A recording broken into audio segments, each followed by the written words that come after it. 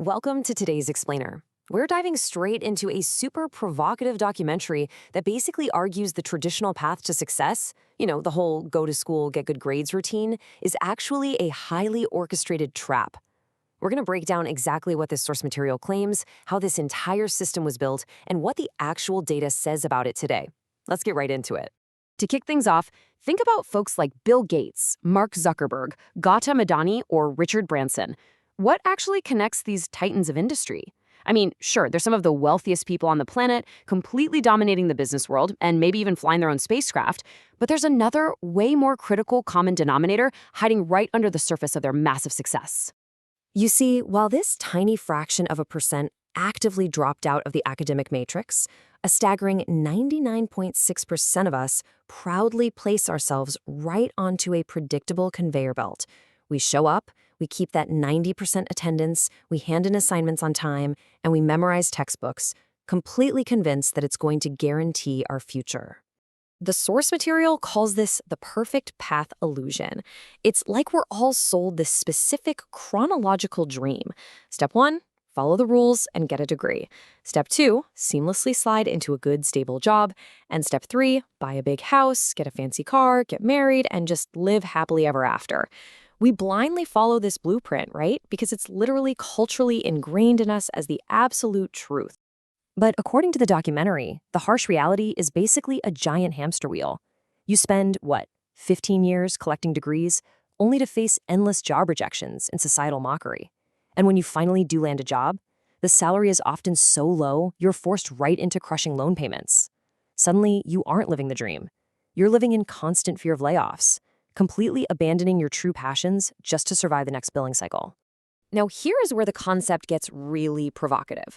What if the modern education system wasn't actually designed to make you successful at all? What if it's literally a foundation to fail? Or more accurately, a foundation to ensure you never become truly independent? The argument here is that the system is a massive training ground, explicitly engineered to produce obedient, uncomplaining factory workers who will spend a quarter of their lives fulfilling someone else's dreams. Okay, so who built this? If this system is truly a trap designed to suppress independence and enforce obedience, who exactly engineered this matrix in the first place, and why on earth would they do it? To figure that out, the documentary looks at the architects of the trap. We're talking about 4 key historical eras that essentially shaped the classrooms we sit in today. It starts with a Prussian military defeat in 1806, intersects with the Industrial Revolution, and finally roots itself in colonial India with Lord Macaulay's policies in 1835. Let's trace this timeline step by step.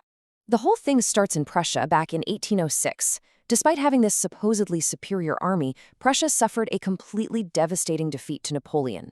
The reason? Well, their soldiers were thinking independently instead of just blindly following orders.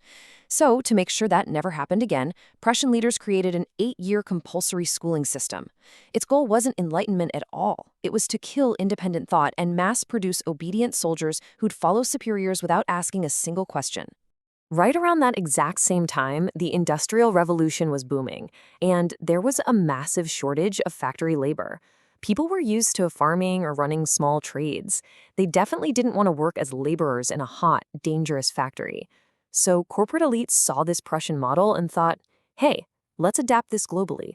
They used the schooling system to basically brainwash agricultural populations, killing their creativity until factory labor felt like their absolutely only option for survival. And then, this exact obedience model was exported straight to colonial India.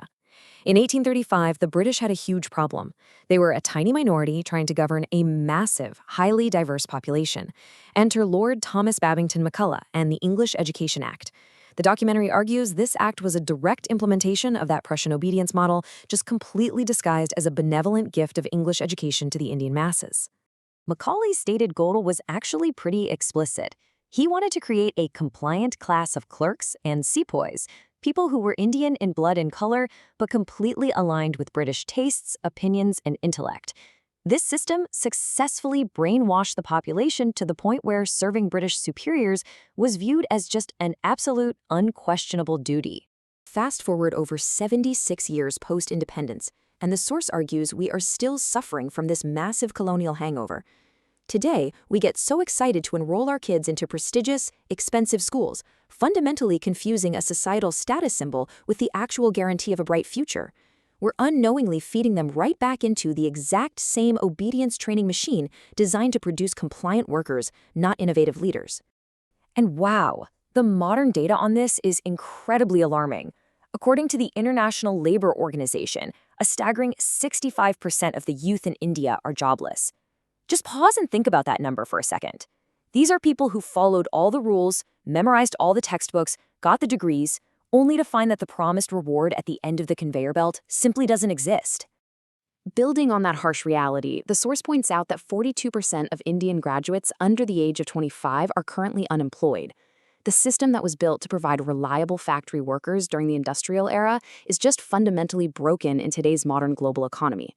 We're basically mass-producing graduates with a ton of theoretical knowledge, but there's absolutely no demand for their rigid skill sets in the real world. To really put the depth of this crisis into perspective, the documentary makes a jarring comparison. An American truck driver navigating a physical trade earns roughly 10 times more than the average educated Indian engineer. It's a crazy contrast, right? But it clearly shows that having a traditional college degree just doesn't correlate with financial security or out-earning traditional blue-collar labor anymore. But hey, surely the absolute top institutions are safe, right? Well, actually, no. Even the pinnacle of the system, cracking the ultra-prestigious IITs, isn't a guaranteed safety net anymore. Recent data shows dozens of top-tier students remaining totally unplaced in 2023. We're talking 36 at Bombay, 40 at Delhi, 31 at Kanpur. If the absolute best of the traditional system are struggling to find jobs, the whole foundation is clearly flawed. So, what does this all mean? What is the actual solution here? Do we just completely abandon schools and colleges tomorrow, or do we simply need to fundamentally change our whole approach? We are essentially presented with two options. Option A, accept the trap. You stay in the rat race, live paycheck to paycheck, sacrifice your self-respect to your superiors, and live in constant fear of the next wave of corporate layoffs. Or option B, take the red pill. Acknowledge the reality of this matrix and take the initiative to carve out your own independent, ethical way to actually earn and live. The escape plan centers on a total mindset shift. First off, we've got to stop obsessing over mark sheets and traditional degrees that lack real-world utility. Instead, the focus shifts to learning high-value skills through affordable online courses. But there's a crucial catch here. You need to learn from actual industry achievers, not just professors teaching outdated theories. The ultimate goal has to shift from simply finding employment to achieving complete self-dependence. For both parents and students, the actionable advice is super clear. For parents, it's about providing diverse exposure. Realize the world is way bigger than just physics and math, and be okay with lower grades if your kid is excelling at a real-world skill. And for students, instead of taking a drop year just to stress out over competitive exams, use that time to explore different opportunities, figure out your actual passions, and discover what you genuinely want to do with your life. So, wrapping up this explainer, now that you've seen the historical intent behind the education system and the modern data showing its failures, the question is staring you right in the face. Will you stay on the conveyor belt, or will you build your own path? The choice is entirely yours.